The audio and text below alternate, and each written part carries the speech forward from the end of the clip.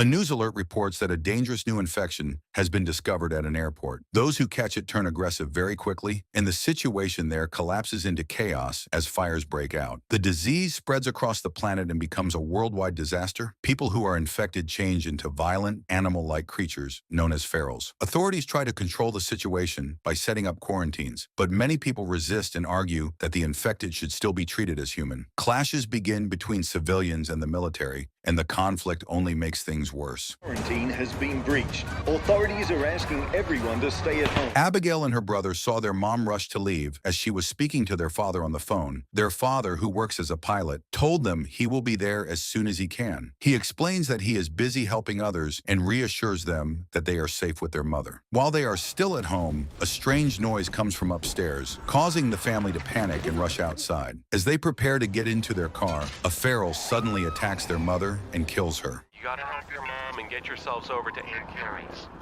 Abigail quickly hides beneath the vehicle and watches in fear as the creature also attacks her brother. When a police siren sounds nearby, the feral runs away. Soon after, Abigail hears her brother calling out, but their mother has already transformed and turns on him, attacking him as well. Abigail cries, which draws her mother's attention, and she moves toward her. A man named Cassius arrives, shooting her transformed mom. He saves her, and she holds on to him. As her brother begins to change, Cassius tells Abigail to shut her eyes and then ends the boy's life.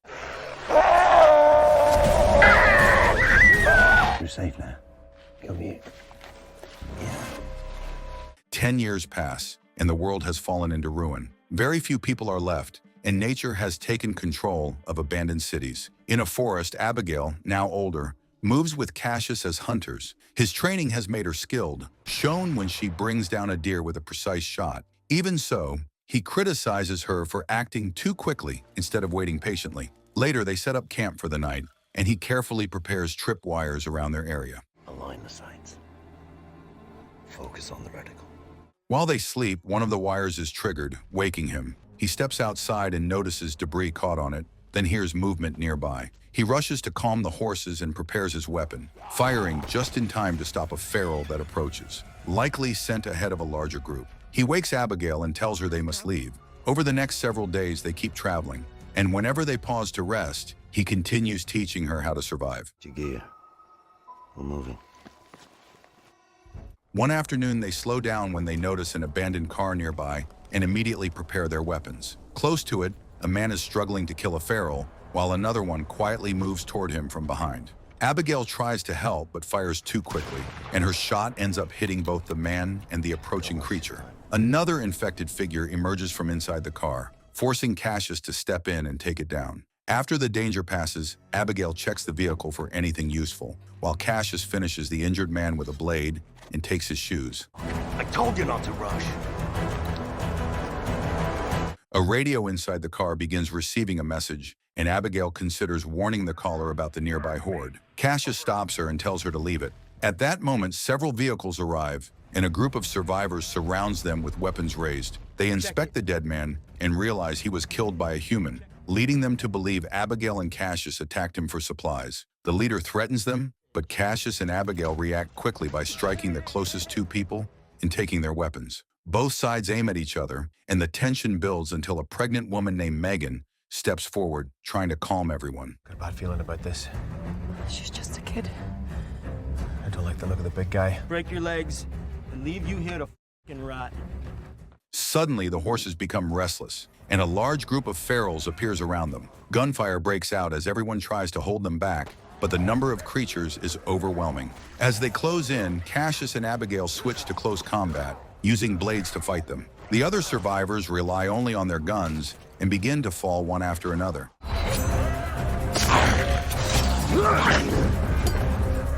One woman prepares an explosive, but is attacked before she can use it, causing it to ignite and create a blast that throws Cassius backward.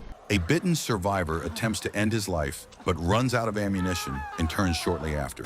The group's leader is seized by a massive feral and beaten to death. Nearby, Megan's husband David is attacked, but manages to push it away. Abigail helps Megan and David get into a car, while Cassius clears a path by taking down more creatures before joining them. As they drive off, a feral clings to the roof, forcing Cassius to stop suddenly so it falls off. During the brief pause, Abigail grabs their belongings and they manage to escape.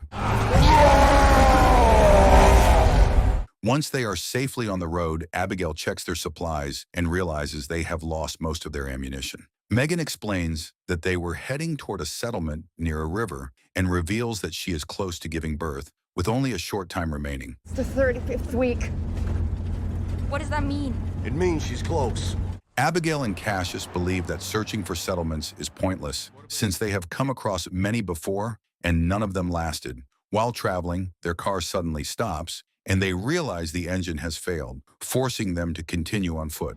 After some time, they arrive at an empty town and choose to stay there for the night. They carefully check a building to make sure no ferals are inside, then secure it and set up a place to rest. We have no spare parts.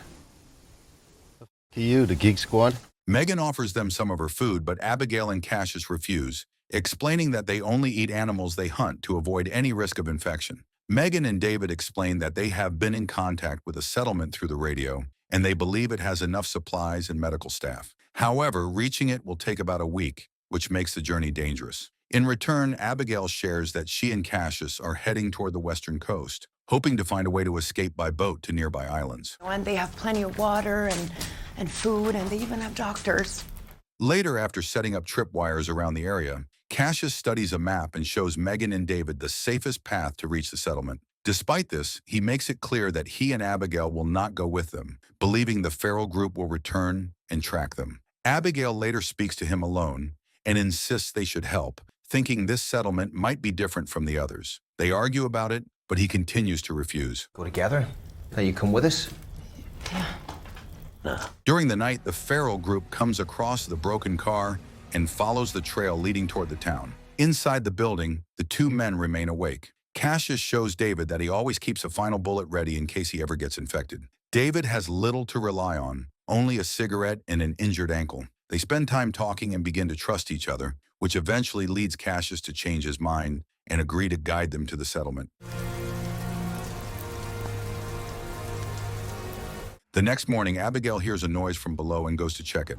A feral suddenly attacks her, causing her to lose her gun, but she reacts quickly and manages to kill it using her machete. Another feral runs after Abigail up the stairs, forcing her to react quickly. She uses a broken window to push the creature out of the building, nearly losing her balance in the process. But Cassius reaches her in time and pulls her back to safety. By the time the horde reaches the building, the group has already escaped. One of the creatures triggers a cable outside, setting off a small explosion that kills it. Time to move on.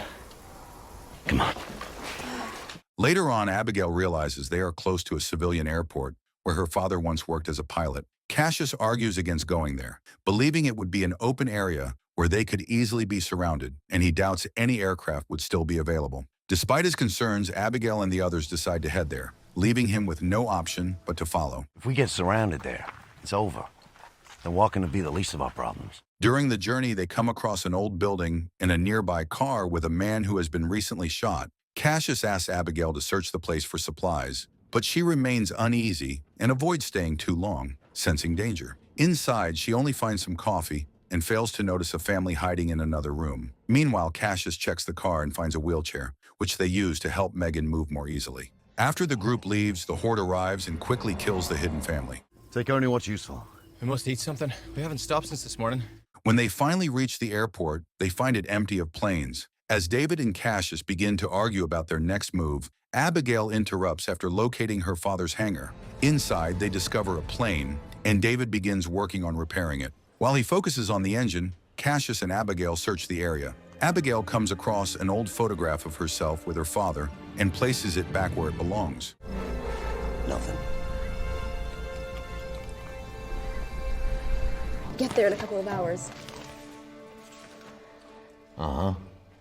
Before they can finish, the horde arrives, forcing them to rush onto the plane even though it is not fully ready. Cassius fires his weapon to slow the approaching creatures, while David manually turns the propeller to help start the engine. Abigail struggles with limited flying knowledge as the plane slowly begins to move, with the horde closing in. Eventually, she manages to operate the controls correctly, allowing the plane to gain speed. A feral grabs onto the door, but Cassius shoots it, causing it to fall away. The plane lifts off, and they escape. In 3 minutes. They're coming! No, we'll be ready! They're coming! However, their relief is short as the aircraft soon begins to fail and lose altitude. Abigail attempts to land, but the plane crashes into trees before hitting the ground. It lands upright and everyone survives with minor injuries. Nearby, they find a train station and carefully check it before deciding to rest there. Cassius studies the map and determines that the colony is about 2 days away, so they plan to leave at sunrise. Abigail checks their remaining ammunition and sees that supplies are low. Later, Megan and Cassius share some food, and he reflects on his past, explaining that she reminds him of his wife. He reveals that he was forced to kill Abigail's infected family to save her. He always felt he was obligated to look after her to make up for that. But to look after her. He also recalls a boy from his hometown who was bitten and took days to fully transform due to the nature of the injury. At the same time, David quietly examines his ankle in private and realizes it is not a simple injury but a bite, leading him to understand that he must separate himself from the others. And the last that I ever watched go through that. The following day, the group keeps walking through the forest. David starts feeling worse, and Cassius notices blood on his leg. After waiting for others to move ahead, he pulled David aside against a tree and inspected his ankle, confirming he had been bitten. Cassius tells him he can choose to reveal it himself, but warns that if he delays, he will kill him himself. What? I should kill you right here. Later, they reach a house with lights on. As they approach, a man inside calls out to them. Cassius is suspicious and thinks it is unsafe, but Abigail steps forward and explains they need help, assuring him they are not a threat and mentioning the pregnant woman in their group. The man Norton opens the door while holding a gun and orders them to leave their weapons outside. After they comply, he suddenly becomes welcoming and invites them in. Just need some rest. There's nothing here to take. Abigail, hey! Inside, Cassius notices the house has electricity. Norton explains that he is an engineer who built systems for power and hot water. He briefly mentions having a wife, but avoids answering Megan's questions about her. He offers them food, and Abigail is relieved to finally take a shower. Cassius manages to access a laptop and looks through old photos of him and his wife, who had been pregnant before the outbreak. Fortunately, I have plenty of books. I figured everything out for inside the house. I have geothermal electricity. Megan later speaks to Cassius privately and admits she is frightened because she has not felt her baby move since arriving. She asks him to promise that if something happens to her, he will protect the child. That night, Norton shares drinks with the group and talks about living alone in the house for many years. He says he has heard about the colony, but has no interest in joining, as he prefers isolation. His speech turns bitter as he criticizes humanity, claiming people ruined the world and deserved what happened. And he describes the virus as a kind of natural selection, where only the strongest survive. Of ostentation. I mean, we used to go there for work, but real life is here. Cassius notices a strange knife on a table, but Norton quickly takes it away. Meanwhile, David becomes increasingly ill and goes to the bathroom, where he realizes the infection is progressing. When he returns, he finds the others unconscious. Norton is now wearing a lab coat and has used a device to drug their drinks. He reveals that he knows David is infected and activates a machine that emits a sound, causing him severe pain and forcing him to collapse. Norton explains that the device affects only infected individuals. Before David loses consciousness, the horde arrives at the train station and continues searching the area. So my question is...